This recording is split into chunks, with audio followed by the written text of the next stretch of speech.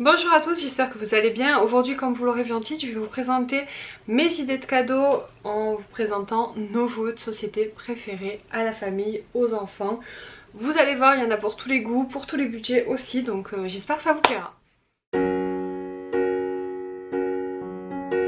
Alors on va commencer par un jeu classique mais indémodable d'après moi, le jeu de cette famille.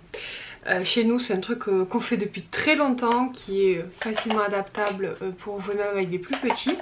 Donc là j'ai choisi de vous en présenter deux, mais on en a une quantité juste folle. Mais c'est les deux plus récents en fait qu'on a acheté et que je trouve plutôt sympa pour changer un petit peu. Donc on a le jeu de mes émotions. Est-ce que vous le verrez? Je vous mets comme ça, ce sera peut-être mieux. Voilà. Donc alors hop, j'en ai mis partout par terre, c'est pas grave, on va ramasser. Donc voilà comment ça se présente. Donc vous avez des familles sur le thème des différentes émotions, ça peut être très sympa pour faire découvrir les émotions aux enfants. Vous avez des cartes bonus qui permettent d'agrémenter le jeu, qui sont plutôt sympas, qui permettent d'échanger, de donner ou voilà, de dire un petit peu les cartes qu'on a. C'est un petit bonus qui rend le jeu de cette famille un peu plus complexe et sympa. Et on a des règles aussi simplifiées, donc pour les débutants c'est des règles que vous pouvez faire avec d'autres jeux de cartes aussi, mais je trouve ça bien qu'elles soient notées sur le jeu. Par exemple en fait quand on joue avec Aaron qui est plus petit, je vous donne un exemple très concret, mais quand on joue avec Aaron qui est plus petit, en fait quand il nous demande une famille, on lui donne la carte, n'importe quelle carte de la famille qu'on a jusqu'à ce qu'on n'en ait plus. Il n'est pas obligé de préciser précisément laquelle il veut. Voilà, quand ils sont plus petits on fait comme ça, quand ils sont plus grands on joue normalement. Mais voilà, ça peut vous donner une idée et vous pouvez l'adapter évidemment à tous les jeux de cette famille. Hop. Ensuite le second c'est le set famille avec les dinosaures, parce que ben oui, Aaron est fan des dinosaures, hein, si vous l'avez pas compris, voilà. Donc voilà, c'est très sympa, on l'avait acheté quand on était en vacances. Et voilà, c'est les jeux de cette famille, c'est très pratique, vous les emmenez partout. Je vous montre un petit peu les couleurs. Je sais pas si je trouverai un lien par contre pour celui-ci, mais bon, peut-être que vous pourrez le trouver sur internet. On va passer assez rapidement sur ce petit jeu qui est ma foi simple et indémodable. Autre catégorie des classiques indémodables, le Uno. C'est un de nos jeux préférés et ça autant vous dire que même petits ils comprennent assez rapidement les règles. Ensuite on va passer, on reste sur les jeux de cartes pour commencer, mais sur des jeux de cartes un peu différents. Moi je suis hyper fan des jeux de la collection Djeco. Je sais pas si vous connaissez, c'est dans des boîtes comme ça, voilà, polissantes, cartonnées. Il y a une collection juste dingue. J'en ai un certain nombre. Là j'ai choisi de vous choisir les deux avec lesquels on joue le plus souvent et depuis pas mal de temps. Mais il y en a plein qui sont vraiment très très bien. Donc Piratax, c'est un jeu de cartes qui est très simple à comprendre. Vous piochez des cartes, vous avez des pirates. Si vous en tombez sur un pirate vous devez remettre des cartes dans la pioche. Le but c'est d'en piochant les cartes arriver à constituer son bateau. Voilà, je vous explique en grande ligne, mais bon, c'est juste pour vous expliquer rapidement le concept du jeu, mais il est vraiment top. Il existe en version sorcière, on l'a aussi. Et là il faut construire le château de la princesse, mais on préfère celui des pirates, voilà. L'autre jeu c'est le Batasaurus, donc c'est sur le thème, ouais, des dinosaures encore. Mais c'est sur le thème de la bataille tout simplement. J'aurais peut-être dû vous montrer des cartes. Voilà, vous avez des petits dinosaures avec des numéros. Chacun se fait son petit tas. Enfin, se fait son petit tas. On pioche chacun un certain nombre de cartes. Et ensuite, c'est le nombre le plus fort qui gagne la bataille. Et voilà, c'est le jeu de la bataille classique, mais avec des dinosaures. C'est simple, facile, petit, pratique. On valide. Le jeu des pirates, je vais vous montrer les cartes. Mais bon, voilà, un petit morceau de bateau. Hop. Vous avez des pièces d'or qui vous servent à acheter des pièces de bateau à vos adversaires. Vous avez des boulets de canon pour tirer sur les pirates quand vous tombez sur un pirate. Et vous avez des pirates donc qui vous prennent les pièces. Voilà. Je sais pas si c'est très utile de vous expliquer les règles du jeu en fait, mais bon, c'est pas grave. Et un autre, alors celui-ci beaucoup plus récent. Donc c'est un jeu où il faut, enfin le but c'est de collectionner les animaux, de réunir les animaux de la forêt enchantée. Il est trop cute, voilà, j'avoue moi c'est le packaging qui m'a fait beaucoup craquer. C'est un jeu, je vous ai pas donné les prix, les pirataques et tout ça ils sont pas notés. Il me semble que c'est aux alentours des 10 euros, je crois, 8 ou 9 euros. Celui-ci il est à 7,95 donc le jeu kawaii. Trop mignon. Et voilà, je vous montre quelques cartes parce que clairement c'est trop choupi. Voilà. Nous on est très fans des jeux de cartes, voilà, on trouve ça ludique, sympa et voilà, on aime bien, ça prend pas beaucoup de place aussi. Moi c'est quelque chose que je regarde pas mal au niveau des cadeaux. On a terminé avec les jeux de cartes, on attaque les autres jeux de société. Donc je vais vous montrer un jeu qui est hyper connu et classique aussi, mais quand même ça fait partie de nos indétrônables de jeux de société, donc je vous en parle. C'est les échecs. Alors là je vous présente une version mini-moise des échecs. C'est un jeu que Kayla avait eu à une pêche au canard, mais c'est un échiquier quand même. Et je vous avoue que je pense qu'on va lui prendre un vrai échiquier pour Noël, parce qu'elle en a fait au centre aéré, qu'elle aime beaucoup.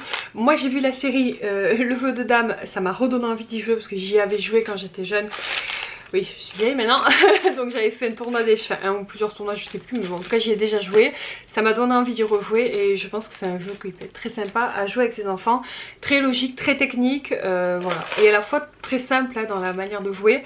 Mais voilà, donc jeu d'échecs, c'est un classique qu'on oublie des fois et plutôt sympa. Ensuite, en jeu plutôt connu aussi quand même, peut-être un petit peu moins, on a le Mastermind. Donc Mastermind c'est un jeu de logique, un peu de mémoire aussi. On doit en fait trouver la combinaison, donc l'adversaire choisit une combinaison de couleurs et le but c'est de trouver. Au début on met au hasard et puis en fait en fonction de si on a des, je sais pas si on sait qu'on a deux bonnes réponses, on a juste les boules de couleurs pour trouver la combinaison finale. Je sais pas si c'est très clair comme j'explique, je suis désolée, je fais au mieux. En tout cas c'est un jeu très sympa, de logique et voilà, on prend plaisir à jouer. Nous on y joue à 2 mais on peut y jouer jusqu'à 5 joueurs. Voilà, on y joue tout le temps à 2 ce jeu là, je sais pas pourquoi mais bon voilà. C'est un jeu pareil que Kayla a depuis plusieurs années et qu'elle apprécie toujours autant. En jeu plus récent, je pense qu'elle l'a eu l'année dernière si je dis pas de bêtises. Le Devine-tête, donc c'est une variante du jeu Post-it pour ceux qui connaissent. Pour les grands, mais c'est en version Disney pour les enfants, donc c'est très sympa. On y a joué entre adultes avec les enfants, c'est très fun, surtout au moment des fêtes, au moment des réveillons, on peut passer de super soirées. C'est très dur parfois de deviner son personnage selon sur qui on tombe, mais voilà, le concept est vraiment top. C'est un jeu hyper original, c'est pas un jeu que j'ai vu beaucoup et voilà, moi je vous le conseille vraiment, c'est un truc hyper sympa à partager. Donc je vous montre comment ça se présente, c'est très simple. Vous avez beaucoup de cartes personnages comme ça, un petit sablier et vous avez plusieurs petits trucs comme ça pour mettre sur votre tête. Très simple, très efficace. Un jeu qu'on vous recommande à 300%. Évidemment je vous mettrai tous les liens en barre d'infos. Ensuite un autre classique mais indétrônable et qui existe en un millier de versions, c'est le Monopoly. Pour nous c'est un monstre. Donc là, désolée pour le bruit, je vous présente celui de la Reine des Neiges, qui est comme ceci, voilà, qui est très beau. Je pense que tout le monde connaît le Monopoly, je vais pas avoir besoin de présenter le principe du jeu, mais j'aime beaucoup le fait qu'il y ait beaucoup de variantes. Nous on en a depuis que Kayla, je pense, a 2-3 ans, il en existe des versions donc adaptées aux plus petits. Je vais pas tous vous les montrer, mais ils sont tous là. Donc elle a le Monopoly Junior Fête foraine, elle a le Monopoly Junior classique, le Monopoly LOL, le Monopoly Mario Gamer, le Monopoly Pokémon, le Monopoly Tricheur, le Monopoly Reine des Neiges et le Monopoly classique. Voilà. Elle adore les Monopoly, on aime beaucoup ça et c'est très sympa d'avoir une nouvelle version parce que des fois il y a vraiment des vraies variantes. Par exemple le Mario, ça change vraiment au niveau de la manière de jouer. Sur la Reine des Neiges et le LOL il n'y a pas vraiment de grande différence, mais voilà c'est sympa selon l'univers que vos enfants aiment bien, ça peut leur donner envie de partager un jeu très sympa avec vous. Et selon la version que vous prenez, le temps est plus ou moins long. Si vous prenez un Monopoly classique, la partie peut être très longue. Si vous prenez un qui est plus adapté aux enfants petits, la partie sera plus courte. Voilà, les règles sont faites pour, donc voilà, je vous recommande vraiment les Monopoly si vous en avez pas. Si vous voulez faire un cadeau à un enfant qui n'en a pas, c'est genre aussi un best. Le dernier jeu que je vais vous présenter, j'ai hésité à vous le montrer justement parce que je ne sais pas si vous pouvez le trouver en magasin. Je l'ai acheté il y a peut-être 2-3 ans dans un magasin, je crois que c'est Stocomanie, et du coup je ne sais pas s'il y en a sur internet. J'essaierai de vous chercher un lien vraiment mais je suis pas sûre. Mais je voulais vous le montrer parce que je trouve le concept du jeu vraiment top et voilà, je voulais vous en parler. Donc c'est le jeu Nutrissimo Junior, il est énorme, hein. Le carton est énorme, très lourd, très bien rempli. Je vais vous montrer un petit peu comment ça se constitue. C'est un jeu donc pour découvrir l'alimentation en s'amusant. Donc je vous montre ça. Ça a été fait par l'Institut Pasteur de Lille. C'est un jeu familial donc à partir de 8 ans, de 2 à 8 joueurs.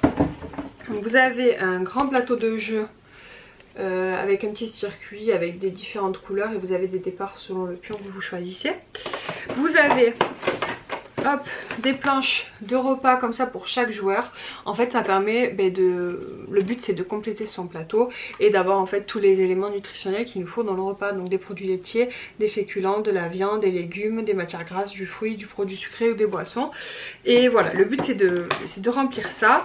Et pour gagner ces jetons, donc pour compléter ce tableau, on avance sur le plateau et on gagne des cartes. Enfin on gagne des cartes. En fait on a des cartes par catégorie.